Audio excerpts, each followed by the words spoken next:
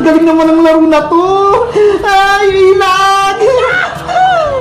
Si nanay, tuwan-tuwa maglaro. Parang bata. Ate Bebang, ala ko po ng Christmas tree niyo po, pero wala pong regalo. Ayaw nga no, wala pang nakalagay. Hindi pa po dumating si Santa Claus para magbigay po ng regalo, Ate Bebang. Wala pa nga din siya, Mateo eh. Inatay ko rin si Santa Claus. Sa tingin mo po, Ate Bebang, totoo po ba si Santa Claus? Oo naman, Mateo. Di ba? Siya nagbibigay ng regalo sa buong mundo. Eh, bakit yung nakaraang Pasko, wala po ako natanggap na regalo? Siguro may sakit si Santa Claus, kaya hindi siya nakadaan sa bahay niyo. Hindi na po ako naniniwala kay Santa Claus, Ate Bebang. Hindi naman po niya binibigyan yung iba eh. Hay naku, Mateo, totoo kaya si Santa Claus? Talaga po, Alisitang? Oo naman, kapag naniniwala ka sa kanya, bibigyan kanya ng regalo ngayong Pasko.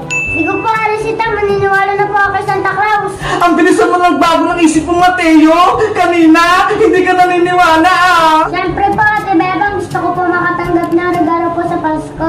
Ako din, gustong gusto ko. O siya, matulog na kayo. Bebang, Mateo, malay nyo, dumating na si Santa Claus, bigyan kayo ng regalo. Yay! Dadating si Santa! Tara na, Mateo, matulog na tayo. Apa! Sana bukas may regalo na ako. Mateo, bilis! Nandiyan na po ako, Ate Bebang!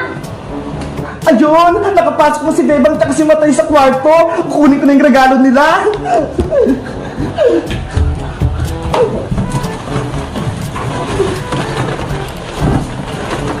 Mabuti na lang, nakabili na ako ng mga regalo. Ilalagay ko na nga sa Christmas tree. At yung regalong to, para to kay Bebang.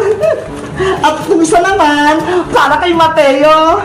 At itong isa, syempre, sa akin. Ho, ho, ho, ho, ho, ho.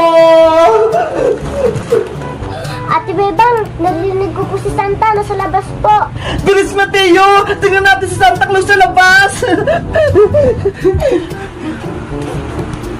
Ho, ho, ho, ho, ho!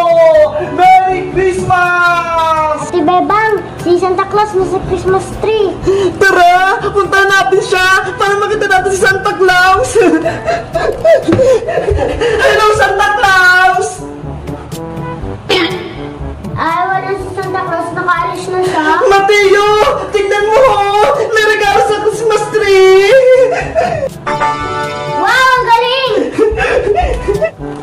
To Ate Bebang. To Alisitang. To Mateo. Ate Bebang, naligaran na po ako. Sabi ko sa'yo, Mateo eh! Totoo si Santa Claus! Binigyan niya tayo ng regalo! Mabuti na lang, hindi nila ako nakita. Thank you, Santa Claus, sa regalo. Bubuksan ko na lang to sa Pasko.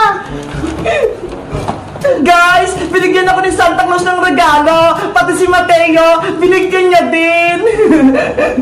Sa tingin niyo, si Santa Claus kayo nagbigay ng regalo? Mag-comment lang kayo kung naniniwala kayo sa Santa Claus. Bye-bye! Iska, bilisan mo! Takbuhan natin si Princess! Sige, Bebang! Takbuhan natin siya! Bebang! Iska! Nandiyan niyo ako! Wala akong kasama kong umuwi! Bebang! Nandiyan na si Princess! Halika rito sa Latambay, Iska! May papakita ko sa'yo!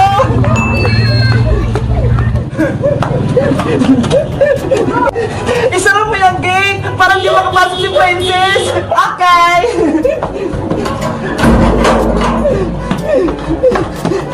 Anong ipapakita mo sa akin, Bebang? Charan! Ang dami ko ng alagang isda, Iska! Wow! Sobrang dami nga, Bebang! Iba-iba yung kulay! Kaya nga eh, tignan mo tong mga to, ho! Kulay gold! Oo nga, no! Iba-iba yung kulay! Kumikinang-kinang pa! Sabi ni nanay, magbebenta na daw ako ng isda sa susunod para may baon na ako sa school. Talaga? Magbebenta ka ng isda, Bebang? Sige, bibili ako sa'yo para may alaga din akong isda. Huwag ka na bumili sa akin, Iska. Dahil mabait ang kaibigan, bibigyan na lang kita. Totoo? Wait lang, Iska. Kukuhanan kita. Eto, Iska, sa'yo na lang to lahat. Alagaan mo sila, ha? Wow! Thank you, Bebang! May mga alaga na rin akong isda. Ang cute nila. Tapos ang dami pa. Walang anuman. Bebang! Iska! Tinakbuhan niyo ako! Hindi niyo man lang ako inantay! Princess! Tignan mo ho! Binigyan ako ni Bebang ng mga isda! Ang gaganda nila! Wow! Isda! Ako din, Bebang! Bigyan mo! Ayoko na! May kasalanan ka sa akin, Princess! Una, kinain mo yung bagong marshmallow. Tapos, inaway mo ako sa school. Sinumbong mo pa ako kay Teacher Santos. Ang sabi mo, nakikipagchismisan ako. Eh, totoo naman nag-usap kayo ni Iska. Sinabi ko lang yung totoo kay teacher. Dapat, hindi ka nalang nagsumbong, Princess. Ayan tuloy, napagalitan si Bebang. Nang dahil sa'yo, pinatayo ko ni teacher sa may pintuan. Sorry na, Bebang, hindi na mauulit. Promise, buksan mo na tong gate. Pengi akong isda. Hoy, Princess, nandiyan ka lang pala. Kanina pa kita hinahanap. Ano na naman yun, Bajang? May kasalanan ka sa akin. Tinatawanan mo pa ako, ha? Habang pinapatayo ko ni Teacher Santos, akala mo, palalampasin ko yon? Hindi ko kasalanan kung pinatayo ka ni Teacher. Pumasok ka kasi ng maaga para hindi ka malate. Ay, aba, matapang ka pa rin. Akin na ang bag mo. Boyong! Bitawan mo yung bag ko! Pag nakuha ko tong bag mo, itatapon ko to para hindi ka na makapasok sa school! Boyong! Wag! Naku! Si Princess tsaka si Boyong nag-away, Bebang! Hayaan mo lang sila, Iska! Bahala yan si Princess! Akin na yung bag mo, Princess! Boyong! Akin yan! Hindi ko na to ibabalik!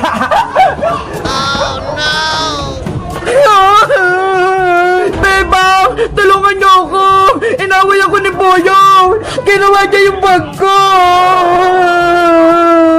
Hello guys! Ako si Bebang! Tutulungan ba namin si Princess? Kahit may kasalanan siya sa akin, mag-comment lang kayo para sa 5-4! Bye-bye!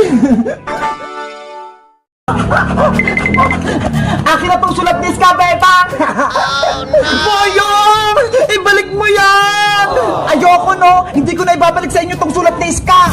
Pasaway ka talaga, Boyong Butike! Lagi mo kami ginugulo! Gusto namin si Iska! Kaya gusto namin na mabasa yung sulat niya! Asus! Hindi mo man talaga miss si Iska, Princess, eh! Ang gusto mo, yung padala niyang chocolate!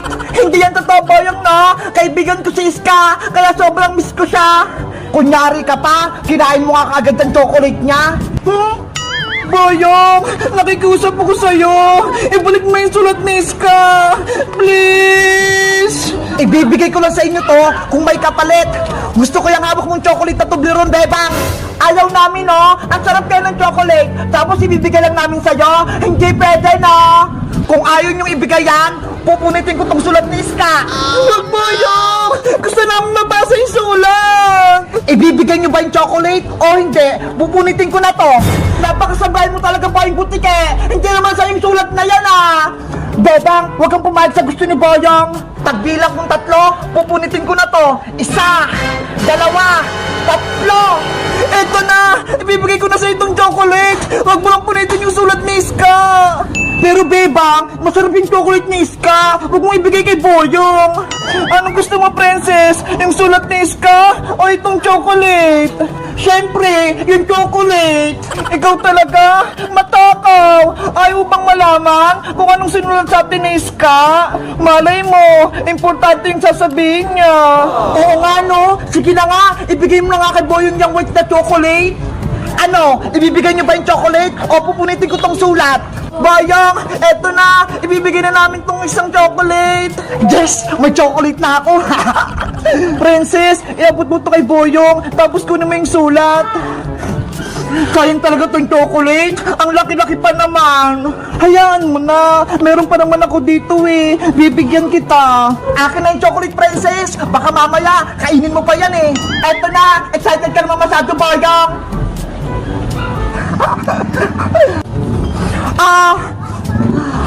Wow! Chocolate! Ang laki! Ibigay mo na sa akin yung sulat ni Iska! Oh, sa'yo na tong sulat! Princess! Bebang, eto na yung sulat! Yay! Nabawi na natin itong sulat ni Iska! Sa wakas, makain ako ng chocolate. Panigurado, masarap to. Bubuksan ko nga. Ano to? Walang laman? Walang chocolate? Akala mo, may isa mo kami boyong na nasa akin yung laman ng chocolate? Eto ha? Ano? Nakibibang yung chocolate ko? Kinuha ko tong laman bago ko ibigay yung chocolate sa'yo. Ang galing mo, Beba! Naloko mo si Boyong! Hoy! Akin ang chocolate ko! Bebe! Hindi namin ibibigay sa'yo to! Princess, halika na! Pasok na tayo sa bahay! Wala kang chocolate, Boyong! Bebang! Princess! Lagot kayo sa akin! Guys, nabawi na namin yung sulat kay Boyong. Ang ganda ng plano ko, di ba? So tingin nyo guys, ano kayong sinulat sa amin ni Iska? Mag-comment lang kayo para sa part 3. Bye-bye!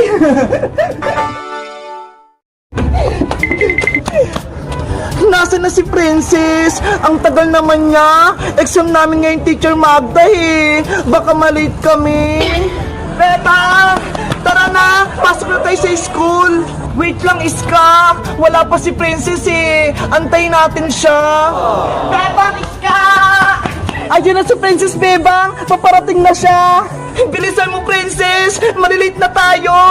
Maaga pa naman ah! Tsaka wala naman tayong gagawin sa school! Maglilinis lang! Anong wala? Exam natin ngayon oh! Para sa fourth grading! Ha? May exam tayo! Hindi ko alam! Ibig sabihin, hindi ka nag-review ng pinag-aralan mo kagabi? Hindi! Nanood lang ako ng movie kagabi! Yung nakakatakot! Yung kay Annabelle! Yari ka, Princess! Baka bumagsak ka na naman kay Teacher Magda! Mabuti pa ako! Nag-review ako kagabi! Wait lang! Magre-review lang ako ng pinag-aralan natin! Nasaan na ba yung notebook ko? Tara na, Bebang! Princess, marilate na tayo! Let's go! Handa na ako sa exam namin! Lagot ako nito! Hindi ako nakapag-review! Bebang! Antayin niyo ako! Good morning, class! Good morning, Teacher Magda! Good morning, Teacher Magda! Good morning, Teacher Magda! Ready na ba kayo? Para sa exam nyo ngayong fourth grading? Apa, teacher? Teacher, wait lang po. Nag-review pa ako. What? Ay, aba? Ngayon ka lang mag-review, Princess? Ilipit mo yung notebook mo at magsisimula na tayo. Ano ba yan? Ang unang subject natin na exam ay math. Yay! Magaling ako sa math. Maglabas na ng papel at lapis. Beba, pakopyahin mo ko ng sagot mo ah! Bawal, Princess! Pagagalitan ako ng teacher! Ang damot mo naman, Bebang! Iska, ikaw na lang! Ayoko, no? Baka mahuli pa tayo ng Teacher Magda! Sige na! Baka bumagsak ako dito sa exam natin eh! Keep quiet! Si Princess po, teacher! Maingay! Balang sumpungera! Magsimula na ang exam natin! Isulat ang tamang sagot! Number 1! 5 plus 5 equals... Ang dali!